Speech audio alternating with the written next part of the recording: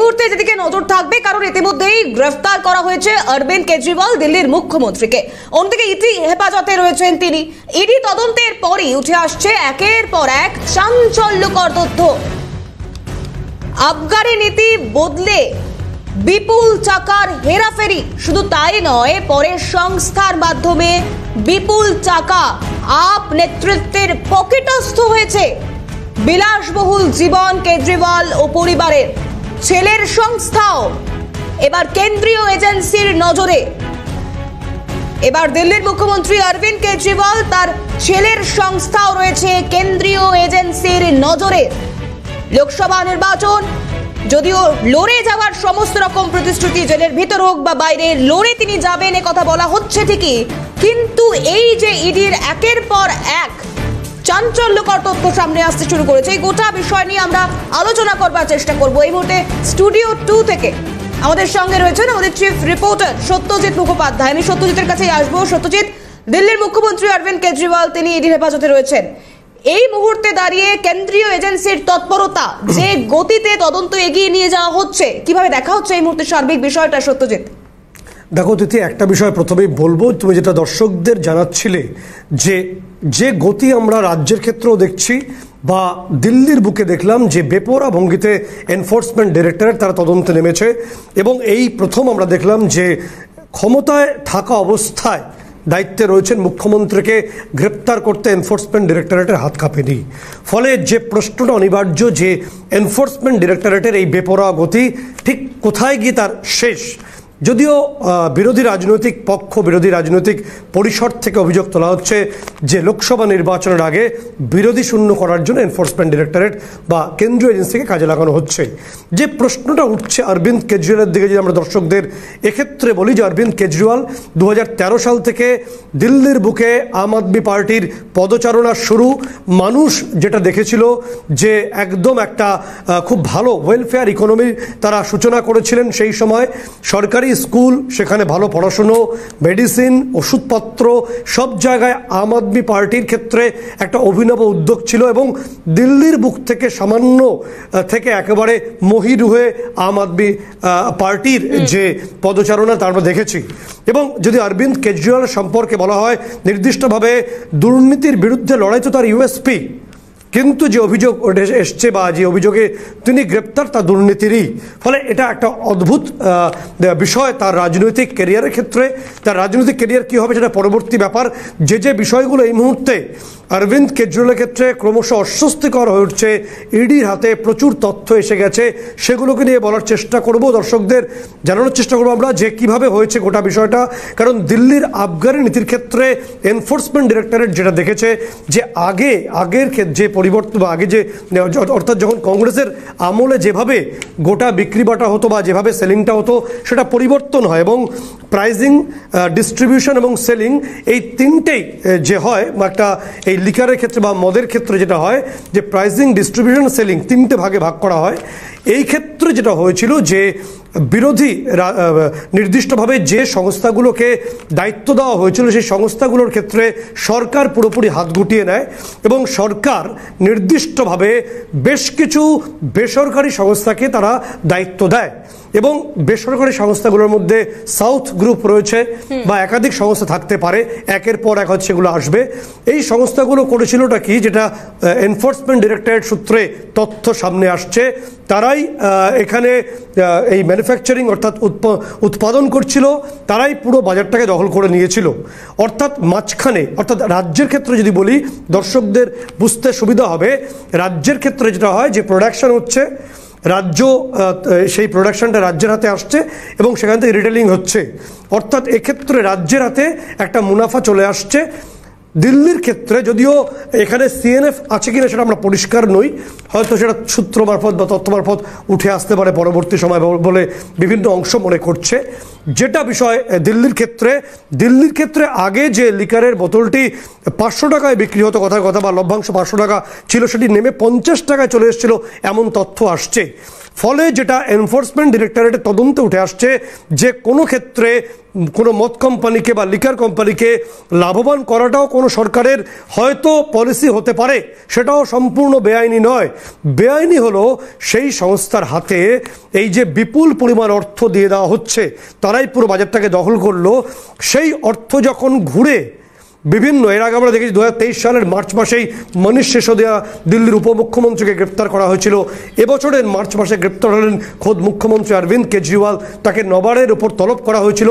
অর্থাৎ যে বিপুল পরিমাণ অর্থ যেটা সরকার আর নিচ্ছিল না হাতে, ঘুরিয়ে এই মদ সংস্থাগুলোর হাতে ছিল, সেই অর্থই হাওয়ালার মাধ্যমে দেখা গেছে যে বিভিন্ন আপ নেতৃত্বের হাতে এসেছিল বলে দাবি এনফোর্সমেন্ট ডিরেক্টরেটের। এবং তদন্তের সূত্রে দেখা যাচ্ছে যে এই 45 কোটি টাকার যে ডিলিংস, সেই ডিলিংসের বা সেই লেনদেন যেটা হয়েছিল অরবিন্দ কেজরিওয়ালের সঙ্গে, সেই টাকাটার কোনো এক্সপ্লানেশন এখনো পর্যন্ত কেজরিওয়াল পরিবারের তরফে দেওয়া হয়নি বলেই ইডি সূত্রে তথ্য আসছে। ফলে যে অস্বস্তিকর বিষয়গুলোর মুখে অরবিন্দ কেজরিওয়ালকে পড়তে হবে, প্রথম বিষয় হলো যে তার দুটো বিষয় আসবে। সেকশন 24, এটা বার্ডেন অফ প্রুফ আসবে এনফোর্সমেন্ট ডিরেক্টরেটের যে প্রিভেনশন অফ মানি লন্ডারিং অ্যাক্টে রয়েছে, এই সেকশন 24-এ নির্দিষ্টভাবে বার্ডেন অফ প্রুফ, অর্থাৎ যা যা এনফোর্সমেন্ট ডিরেক্টরেটের হাতে এসছে বেআইনি লেনদেন, তার ব্যাখ্যা অরবিন্দ কেজরিওয়ালকেই দিতে হবে। অর্থাৎ দেখা হচ্ছে এখানে যে এই যে বিপুল পরিমাণ অর্থ যেটা বিভিন্ন সময় বিভিন্ন স্তরে স্তরে কেজরিওয়াল এবং তার পরিবারের সদস্যদের হাতে গেছিল, সেই অর্থটা কিভাবে সমৃদ্ধ করেছে এবং কোন কোন অ্যাকাউন্টে গেছিল, এবং বিভিন্ন শেল কোম্পানিজের হদিশ পাওয়া গেছে যে শেল কোম্পানিজগুলোর মাধ্যমে এই বিপুল পরিমাণ অর্থের লেনদেন হয়েছে। সাম্প্রতিক সময় তোমাকে বলবো যে এই বাংলো সাজানো প্রায় 45 কোটি টাকা খরচ করে, এবং সেই টাকার মধ্যে অন্তত 80 লক্ষ টাকার নাকি পর্দা কেনা হয়েছে বলে ইডি সূত্রে খবর। এই বিপুল পরিমাণ অর্থ ছেলের সংস্থা অর্থাৎ পুলকিত কেজরিওয়াল, যেটা ইডি সূত্রে আমরা খবর পাচ্ছি যে তার সংস্থায় যে ট্রেডমিল তৈরি করে সেগুলো বাড়িতে নিয়ে গেছিলেন অরবিন্দ কেজরিওয়াল, সেগুলো আবার ছেলের সংস্থাকে তিনি মুনাফা পাইয়ে দিয়েছেন। বিভিন্নভাবে এই যে অর্থের হেরাফেরি হয়েছে বলেই ইডি সূত্রে খবর। ফলে 45-এর গেরোয় পড়েছেন অরবিন্দ কেজরিওয়াল, তার ব্যাখ্যা তিনি দিতে পারেননি। ফলে আপাতভাবে জামিন অধরাই থাকবে, জামিন তিনি পাবেন না বলেই যে বিভিন্ন আইনজ্ঞরা মনে করছেন, কারণ পিএমএলএ এই আইনটি খুব শক্তিশালী আইন, ফলে সেখান থেকে জামিন পাওয়াটা সহজ নয়। এবং পাশাপাশি বলে রাখবো যে এই প্রসিড অফ ক্রাইমের অর্থ যেখানে যেখানে প্রবেশ করেছে, সেটা যদি গোয়ার নির্বাচন হয় বা অন্য নির্বাচনী তহবিল তিনি গঠন করেন, বা শেল কোম্পানির মাধ্যমে তার পরিবারের একাধিক সদস্য তার মুনাফা পেয়ে থাকে, সকলেই এই গোটা বিষয়টির মধ্যে আসবেন এবং একে একে একে একে তদন্তের আওতায় আসবেন। ফলে অরবিন্দ কেজরিওয়াল কিছু আগে তিনি ইডি কাস্টাডি থেকে যে মেসেজ দিয়েছেন যে নির্দিষ্টভাবে কাউকে ঘৃণা করো না, সবার প্রতি ভালোবাসা রাখো, বা নির্দিষ্টভাবে এই লড়াই আমি লড়বো, সেটা রাজনৈতিক ভাষ্য। তিনি নিজেও খুব একজন দক্ষ অফিসার ছিলেন, তিনি খড়গপুরে IITN ছিলেন, তিনি IRS ছিলেন, ফলে দক্ষতা নিয়ে কোনো প্রশ্ন নেই। আবারও বলছি যে আমাদের বক্তব্য খুব পরিষ্কার যে অরবিন্দ কেজরিওয়াল তিনি দুর্নীতির বিরুদ্ধে আন্না হাজারের সঙ্গী হয়ে লড়াইতে নেমেছিলেন, কিন্তু দুর্নীতির দায়ে তিনি গ্রেপ্তার হয়েছেন। এই অদ্ভুত একটা সমাপতন তার ক্ষেত্রে উঠে আসছে। ইডির ক্ষেত্রে যে দেখা হচ্ছে, এনফোর্সমেন্ট ডিরেক্টরেট যেটা দেখছে যে কিভাবে এই মদ সংস্থাগুলোর বিপুল পরিমাণ অর্থ, যেটা দিল্লি সরকারকে কার্যত কাঙাল বানিয়ে পকেটস্থ হয়েছে বিভিন্ন আপ নেতৃত্বের কাছে, সেই তথ্যের হদিশ তারা করছেন। তিথি। বেশ, সত্যজিৎ, এই মুহূর্তে সিপিএম নেতা তথা আইনজীবী বিকাশ রঞ্জন ভট্টাচার্য তিনি আমাদের সঙ্গে রয়েছেন টেলিফোন লাইনে। সত্যজিৎ, তোমার প্রশ্ন। বিকাশবাবু, যেটা বিষয় যে আন্না হাজারের সঙ্গী এই অরবিন্দ কেজরিওয়াল তিনি দীর্ঘদিন দুর্নীতির বিরুদ্ধে লড়াই করেছেন, পরে তিনি দিল্লির মুখ্যমন্ত্রী হয়েছেন, দুর্নীতির দায়ে তাকে গ্রেপ্তার করা হলো, এর আইনি ব্যাখ্যাটা কি হতে পারে? আইনি ব্যাখ্যাটা কি? যদি তার বিরুদ্ধে প্রাথমিক কোনো তথ্য পেয়ে থাকেন, তার ভিত্তিতে তাকে গ্রেপ্তার করা হয়েছে। প্রশ্নটা হচ্ছে দুর্নীতির বিরুদ্ধে সরকারের যে লড়াই হওয়া উচিত, সে লড়াইটা যদি সঠিকভাবে হয় তাতে সমস্যা নেই, কিন্তু হঠাৎ একজন দুর্নীতিবাজকে রেহাই দেওয়ার জন্য ইডি সুপ্রিম কোর্টে তার দাবি মেনে নিয়ে বলছেন জুলাই পর্যন্ত আমরা অপেক্ষা করব, আর একজন রাজ্যের মুখ্যমন্ত্রীকে ঠিক নির্বাচনের মুখে গ্রেপ্তার করা, এই গ্রেপ্তারটা রাজনৈতিক উদ্দেশ্য প্রণোদিত হয়ে যাচ্ছে। যদিও হয়তো গ্রেপ্তার করার পেছনে তদন্তগত তথ্য থাকলেও থাকতে পারে, কিন্তু সেটা গ্রেপ্তারের অনিবার্যতা প্রমাণ করে না।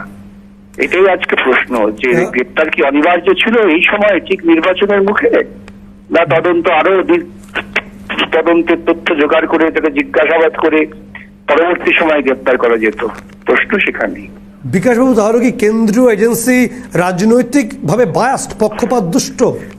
হ্যাঁ, বিভিন্ন ক্ষেত্রে এটি প্রমাণ হচ্ছে। এই রাজ্যে সরকার তদন্ত করেননি, রাজ্যে তদন্ত হচ্ছে আদালতের নির্দেশে। সেক্ষেত্রে তাদের যে তৎপরতা, আর তুলনামূলকভাবে অন্যান্য রাজ্যে যেখানে তারা নিজেরা স্বতঃপ্রণীত তদন্ত করছেন তার তৎপরতা, এটা যদি তুল্যমূল্য আলোচনা করেন তাহলেই বুঝবেন যে বিভিন্ন ক্ষেত্রে হয়তো রাজনৈতিক ভাবে তারা পরিচালিত হচ্ছেন। হয়তো তদন্তের জন্য তথ্য আছে, মেটেরিয়াল আছে, তদন্ত হওয়া উচিত, কিন্তু তদন্তের সময় তার গতি প্রকৃতি সবকিছু থেকেই রাজনৈতিক আভাসটাই বেশি সামনে আসছে। বিকজ আপনি মাত্র বলছিলেন আমরা দেখেছি প্রতিবেশী রাজ্যের ক্ষেত্রে মুখ্যমন্ত্রী গ্রেপ্তার হয়েছেন, দিল্লির ক্ষেত্রে হলেন। আপনি বলছেন যে এ রাজ্যে কোথাও যেন তা গতি হারায়। সেই গতি কি রাজনৈতিক কারণে? মানে অনেকে তো বাংলার বাজারে বলছে সেটিং হয়েছে, সেটাই বটেই তো। সম্পূর্ণভাবেই এই রাজ্যের তদন্তের গতি প্রকৃতি তার দিক নির্দেশ হয় কেন্দ্রের রাজনৈতিক নেতাদের সুবিধের কথা ভেবে। এই যদি এখানে হাইকোর্ট না চেপে বসতো তাহলে কোনো তদন্তই হতো না। আজকে হাইকোর্ট চেপে বসেছেন বলেই তারা তদন্ত করতে বাধ্য হচ্ছেন। ঠিক, অনেক ধন্যবাদ সঙ্গে থাকার জন্য। আইনজীবী বিকাশ রঞ্জন ভট্টাচার্য আমাদের সঙ্গে ছিলেন। তিনি কথা বললেন যে আমরা প্রতিবেশী রাজ্যের ক্ষেত্রে দেখেছি সেখানেও মুখ্যমন্ত্রীকে দুর্নীতির দায়ে গ্রেপ্তার করা হয়েছে, দিল্লির ক্ষেত্রে হয়েছে। কিন্তু বিকাশ রঞ্জন ভট্টাচার্য মনে করেন, বা বামেদের বা বিরোধী পরিসরে অনেকেই মনে করেন যে রাজ্যে ইডি সিবিআই তারা যে গতিতে এগোনো উচিত সেই গতিতে এগোচ্ছে না। এটা বিরোধী পরিসর, বিরোধী রাজনৈতিক মঞ্চের বক্তব্য। যদিও বিরোধী রাজনৈতিক মঞ্চে তৃণমূল কংগ্রেসও আছে, আমরা তাদের বক্তব্য শোনার চেষ্টা করব, জানার চেষ্টা করব। কিন্তু অরবিন্দ কেজরিওয়ালের ক্ষেত্রে যে ছবিটা অনিবার্য হয়ে উঠেছে, যে দুটো ক্ষেত্রে এনফোর্সমেন্ট ডিরেক্টরেট তারা তদন্ত এই মুহূর্তে তিনি ইডির কাস্টাডিতে আছেন। দর্শকদের বলি যে মুখ্যমন্ত্রী থাকাকালীন বা সেই অবস্থা থেকে গ্রেপ্তার করা হয়েছে। তিনি নিজেও সাদামাটা জীবনযাপন করতেন বলে এই দেশের বড় অংশের মানুষ বিশ্বাস করতেন বা করেন এখনও। কিন্তু ইডির দাবি যে তার বিলাসবহুল জীবন তার একটা বিহাইন্ড দ্য কার্টেন পর্দার পেছনে চলতো। সেটাই কি সত্যি, নাকি এনফোর্সমেন্ট ডিরেক্টরেটের দাবিটা শুধুমাত্র দাবি হয়েই থেকে যাবে? তা তো ইডিকেই প্রমাণ করতে হবে। যেভাবে এনফোর্সমেন্ট ডিরেক্টরেট এগোচ্ছে দুটো পদ্ধতিতে, এটা সেকশন 23 তাতে বলা হচ্ছে যে ইন্টার কানেক্টেড। যে আমি আসবো আলোচনা, একটু বিরত করছি। আইনজীবী তরুণজ্যোতি তিওয়ারি তিনি রয়েছেন এই মুহূর্তে টেলিফোন লাইনে। সত্যজিৎ, তোমার প্রশ্ন। তরুণবাবু, যে তথ্য আসছে যে দুর্নীতির বিরুদ্ধে আপোষের মুখ অরবিন্দ কেজরিওয়াল, তাকে গ্রেপ্তার করা হলো দুর্নীতির দায়ে। বিকাশ রঞ্জন ভট্টাচার্য কিছু আগে বললেন এই গ্রেপ্তার একেবারেই উদ্দেশ্য প্রণোদিত রাজনৈতিকভাবে, কি বলবেন? বিকাশ দার কথা সেটা সিরিয়াসলি নেয় বলে আমার মনে হয় না। কারণ খুব সিম্পল একটা কথা বলি, বিকাশ দাদের এই জোট সঙ্গী কংগ্রেস 2022 সালে একটা ডায়েট অভিযোগ করেছিল, অভিযোগ করে বলেছিল এই অরবিন্দ কেজরিওয়াল মানে লিকার স্ক্যামে জড়িত এবং সে কিছু গোলমাল করে বলে তথ্য দিয়েছিল। কংগ্রেসের আরেক মুখপাত্র অজয় মাকেন, কংগ্রেসের বড় লিডার, সে মানে রীতিমতো সেলিব্রেট করেছিল সিসোদিয়া অ্যারেস্টের পর এবং একই সাথে বলেছিল এটার সাথে অরবিন্দ কেজরিওয়ালও জড়িত। কংগ্রেসের বিভিন্ন লিডার বিভিন্ন সময় বলে গেছে। বিকাশ দ্বারা কি বলছে মানে ফ্যাক্টর নয়। আর একটা মানে আপনারা দর্শকদের জানা উচিত, আপনারা নিশ্চয়ই জানেন, দর্শক বলছি এই লিকার স্ক্যামটা কি, অ্যাকচুয়ালি লিকার স্ক্যামটা হয়েছিল কি। খুব ছোট্ট এক্সাম্পল দিয়ে আপনার যাচ্ছি। মদের বোতলের দাম যদি 570 টাকা হয়, 570 টাকা হলে আগে যে ওখানে দিল্লি যেটা চলতো, দিল্লি মদের দোকানগুলোতে 60% ওনারশিপ থাকতো হচ্ছে রাজ্য সরকারের এবং 40% ওনারশিপ থাকতো প্রাইভেট পার্টি। সেক্ষেত্রে নতুন পলিসি আনা হলো, নতুন পলিসি আনা পুরো ওনারশিপ দেওয়া হলো প্রাইভেট পার্টি। তারপরে লসটা কি হলো? লসটা হলো যে বোতল থেকে রাজ্য সরকার রাজস্ব পেত প্রায় 330 টাকা, সেখানে রাজ্য সরকারের রাজস্ব কমে দাঁড়ালো 18 থেকে 19 টাকা। আর যেখানে প্রাইভেট পার্টি, যারা প্রাইভেট পার্টনার ছিল, যাদের মানে আর্নিং হতো রাফলি 33 থেকে 34 টাকা 570 টাকার বোতলে, তাদের ইনকাম মানে আর্নিং গিয়ে দাঁড়ালো হচ্ছে প্রায় 350 টাকার কাছাকাছি। L1 ক্যাটাগরি যে লাইসেন্স গুলো যেগুলো হতো ওখানে, সেগুলোর জন্য আগে ফিস থাকতো হচ্ছে আগে পলিসি অনুযায়ী ফিস হতো 20 থেকে 25 লক্ষ টাকা। সেই ফিস নিয়ে চলে আসা হলো 5 কোটি টাকা এবং পুরোটাই করা হয়েছে সাউথ লোকদের সাথে ইচ্ছা মতো এই পলিসিটা চেঞ্জ করা হয়েছে।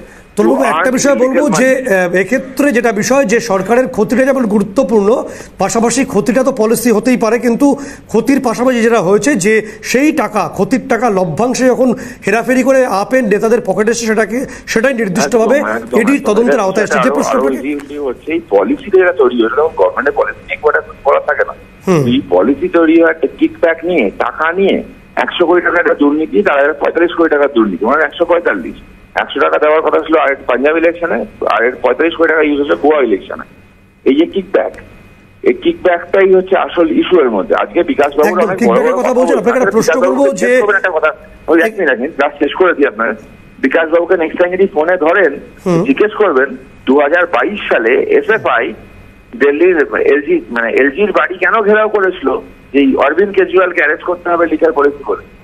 এসএফআই করেছিল। আজকে বিকাশ বাবুরা কথা বলছেন, এরকম অদ্ভুত অদ্ভুত সাউন্ড করে, এরা কথা বলেন, অন্য কথা বলে, বিভিন্ন রকম আওয়াজ হচ্ছে। তো অভিযোগ রয়েছে, অভিযোগ বিকাশবাবু বলছেন যে নির্দিষ্টভাবে বিজেপি শাসিত এই দেশে এনফোর্সমেন্ট ডিরেক্টরেট বা সিবিআই তারা পার্শ্ববর্তী রাজ্যে গিয়ে গ্রেপ্তার করছেন, দিল্লিতে গ্রেপ্তার করছেন, এ রাজ্যে তারা গতি হারাচ্ছে সিবিআইডি এই বিজেপি শাসিত দেশে। কি বলবেন? সেই দুঃখেই কি মানে ওনাদের একদম সীতারাম ইয়েচুরি মমতার সাথে জোট করতে গেছিল, সেই দুঃখেই? আমার তো আরো কতগুলো প্রশ্ন আছে, আমি সেম প্রশ্নটা আরেকটা ভাবে করতে পারি যে অলরেডি এসএফআই নোটিশ করেছে পিনারায় বিজয়নের মেয়েকে। আমি আরো প্রশ্ন করতে পারি, ইডি নোটিশ করেছে পিনারায় বিজয়নের মেয়েকে, একটা না 4-4টে নোটিশ এখনো যায়নি। বিকাশ বাবুকে যখন জিজ্ঞেস করবেন পরের বার দুটো কোশ্চেন করবেন, বলে দিচ্ছি। প্রথম প্রশ্নটা করবেন যে 2 কোটি টাকা মার্টিনের কাছ থেকে 2 কোটি টাকা চাঁদা কেন বামফ্রন্ট নিয়েছিল, 1 নম্বর। 2 নম্বর, একটা কোনো কোম্পানি কোনো দলকে জানা দিচ্ছে তো আমি বুঝতে পারলাম। ডিএমকে কেন 25 কোটি টাকা বামফ্রন্টকে দিয়েছিল 2019-এর ভোট লড়ার আগে, এই দুটো টাকা সোর্স। আর একটা বড় কোশ্চেন থাকবে বিকাশ বাবুদের জন্য, বামপন্থীদের জন্য, বামপন্থী জীবনযাপনে বিশ্বাস করে তাদের জন্য। এরা তো চলে পার্টির ভাতায়, 3000-4000 টাকা ভাতা পায়। ওই ভাতাতে দামি দামি সিগারেট, কিং সাইজ সিগারেট, মদের টাকা, গাড়ি ঘোড়ার টাকা, বিদেশ ঘুরতে যাওয়ার টাকাগুলো আসে কোথেকে, এগুলো জিজ্ঞেস করবে। ঠিক ঠিক ঠিক, অনেক ধন্যবাদ সঙ্গে থাকার জন্য। তরুণজ্যোতি তিওয়ারি বিজেপি নেতা এবং আইনজীবী, তিনি পাল্টা প্রশ্ন তুললেন। কিছু আগেই বাম নেতা এবং বিশিষ্ট আইনজীবী বিকাশ রঞ্জন ভট্টাচার্য বলেছিলেন যে অরবিন্দ কেজরিওয়ালের যে গ্রেপ্তার, সেই গ্রেপ্তারের আইনগত বিষয় নিয়ে তার কোনো প্রশ্ন নেই, কিন্তু কোথাও তার রাজনৈতিক প্রণোদিত বলে মনে হয়েছে, উদ্দেশ্য প্রণোদিত বলে মনে হয়েছে পাল্টা। এবং কোথাও তিনি বলেছেন বিজেপি শাসিত এই সরকারের আমলে পার্শ্ববর্তী রাজ্যে ইডি সিবিআই সেভাবে অ্যাক্টিভ হলেও বা দিল্লিতে হলেও এই রাজ্যে বিকাশবাবুরা মনে করছেন অ্যাক্টিভ নয়। পাল্টা বললেন তরুণজ্যোতি তিওয়ারি, তিনি বললেন যে এটা ভুল, বাম নেতৃত্বদের একাংশকে ইডি সিবিআই ইতিমধ্যে নোটিশ করেছে, যে কারণে তাদের উষ্মা প্রকাশ হচ্ছে। যদিও এটা আমাদের মন্তব্য নয়, এই পাল্টা বক্তব্য ফের বামের তরফ থেকে উঠে আসে, সেদিকেও নজর থাকবে। যে কথা বলছিলাম তিথি, যেটা যে এই মুহূর্তে এনফোর্সমেন্ট ডিরেক্টরেট যেটা জানতে চাইছেন, দুটো বিষয়। একটা হচ্ছে তোমাকে বলার চেষ্টা করব যে সেকশন 23-তে ইন্টার কানেক্টেড ট্রানজাকশন যেটা আছে, অর্থাৎ এই যে প্রথম বিষয় বলি যে কোনো সংস্থাকে লাভবান করিয়ে দেওয়া কোনো সরকারের পলিসি হতে পারে, সেটা কখনোই পিএমএল এর অন্তর্ভুক্ত বিষয় নয়। অনেকে বলছেন বাংলার বাজারে ঘুরছে যে দিল্লি সরকারকে ক্ষতি করিয়ে কোনো সংস্থাকে লাভবান করানো হয়েছে, এটা অবশ্যই পিএমএল এর অন্তর্ভুক্ত নয় বলেই ইডি সূত্রে খবর। তাহলে কোনটা পিএমএল এর অন্তর্ভুক্ত বা এই দুর্নীতির দায় বলে ইডি মনে করছে? মনে করা হচ্ছে যখন ওই সাউথ গ্রুপ বা অন্যান্য গ্রুপ হয়তো একে একে নামগুলো ইডির তদন্তের মাধ্যমে আসবে, এই সংস্থাগুলো সরাসরি যে প্রোডাকশন করলো, যে মদের বোতলগুলি তারা বাজারে বিক্রি করলো এবং সরকার পুরো ব্যাপারটা থেকে সরে গেল, এই যে সরাসরি বিক্রি করার ফলে যে বিপুল পরিমাণ অর্থ তারা হাতে পেল, সেই অর্থের সামান্য পরিমাণ সরকার ট্যাক্স হিসাবে নিল এবং বাকি অর্থ তারা আবার ফিরে পেল। সেই অর্থ থেকে যখন টাকাটা হাওয়ালার মাধ্যমে মানে তথাকথিত আপনি তারা পেলেন বলে দাবি করছে, সেটা হলো পিএমএল এর অন্তর্ভুক্ত। সত্যজিৎ, একটু বিরত করছি। রাজ্য বিজেপির মুখপাত্র শৌভিক ভট্টাচার্য রয়েছেন এই মুহূর্তে টেলিফোন লাইনে। সত্যজিৎ, শৌভিকবাবু, দুর্নীতির বিরুদ্ধে অন্যতম মুখ অরবিন্দ কেজরিওয়াল, তাকে গ্রেপ্তার করা হয়েছে এবং কিছু আগে বিশিষ্ট বাম নেতা এবং আইনজীবী বিকাশ রঞ্জন ভট্টাচার্য বললেন যে দিল্লিতে গ্রেপ্তার হয়, পার্শ্ববর্তী রাজ্য হয়, এ রাজ্যে ইডি সিবিআই গতি হারায়। কি বলবেন? কোনো কারণে হয়তো সম্পর্ক বিচ্ছিন্ন হয়েছে, যেটা বলার চেষ্টা করছিলাম যে সেকশন পিএমএল এর 23, সেকশন 23-তে এই যে ইন্টার কানেক্টেড ট্রানজাকশনে বলা হচ্ছে যে কোনো ব্যক্তির কাছে যখন ওই টাকা অর্থাৎ এই বিপুল পরিমাণ মদের বিক্রির লভ্যাংশ যখন ওই XYZ সংস্থার মাধ্যমে এই ব্যক্তিরা পেলেন এবং সেই ব্যক্তি যখন তার ছেলে মেয়ে বা তার স্ত্রী বা তার পরিবারের কেউ সেখানে টাকা পাঠালেন, সেই টাকা আবার ফিরে আসলো তার কাছে, কোনো ভুয়ো কোম্পানি তৈরি করা হলো টাকাটাকে দেখানোর জন্য বিভিন্নভাবে, এই ক্ষেত্রগুলোর পরিপ্রেক্ষিতে তৈরি হবে এই দুর্নীতি এবং সেটা দেখার চেষ্টা করছেন ইডি যে কোথায় কোথায় কেজরিওয়াল পরিবারের। বাবু রয়েছে টেলিফোন লাইনে। সত্যজিৎ, সমীবাবু, যে প্রশ্ন আপনাকে করছিলাম যে দুর্নীতির বিরুদ্ধে অন্যতম মুখ অরবিন্দ কেজরিওয়াল এই মুহূর্তে ইডির হেফাজতে। কিছু আগে আইনজীবী বিকাশ রঞ্জন ভট্টাচার্য বলেছেন যে বিজেপির জামানায় পার্শ্ববর্তী রাজ্যে মুখ্যমন্ত্রী গ্রেপ্তার হন, দিল্লিতে হন, এ রাজ্যে সামান্য তদন্তের ক্ষেত্রেও গতি হারাচ্ছে, কি বলবেন? দেখুন, বিকাশ রঞ্জন ভট্টাচার্য পলিটিক্যাল স্টেটমেন্ট করেছেন তার রাজনৈতিক বাধ্যবাধকতা থেকে। বিকাশ রঞ্জন ভট্টাচার্য ভালো করেই জানেন যে তদন্তের গতি কোন পথে যাচ্ছে।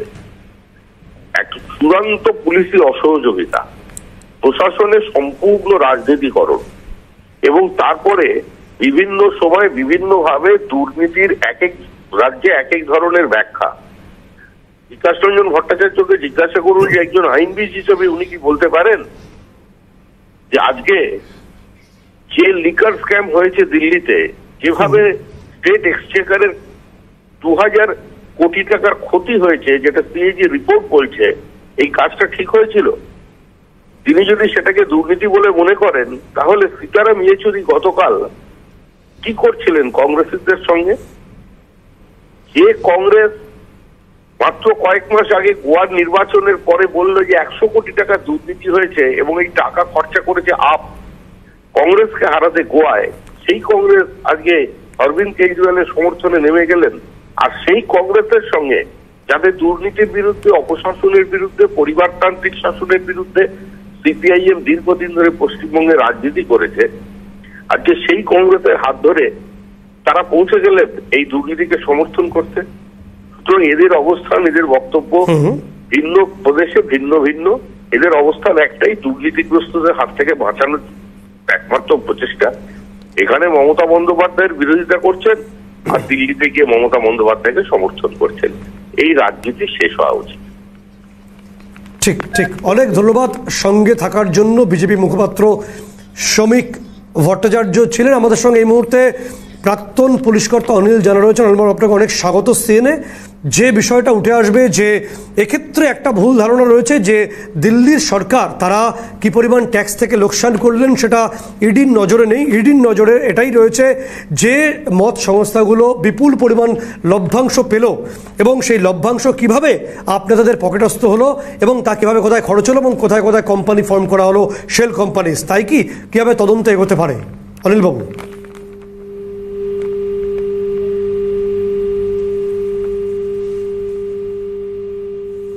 শোনা যাচ্ছে? অনিলবাবু শোনা যাচ্ছে?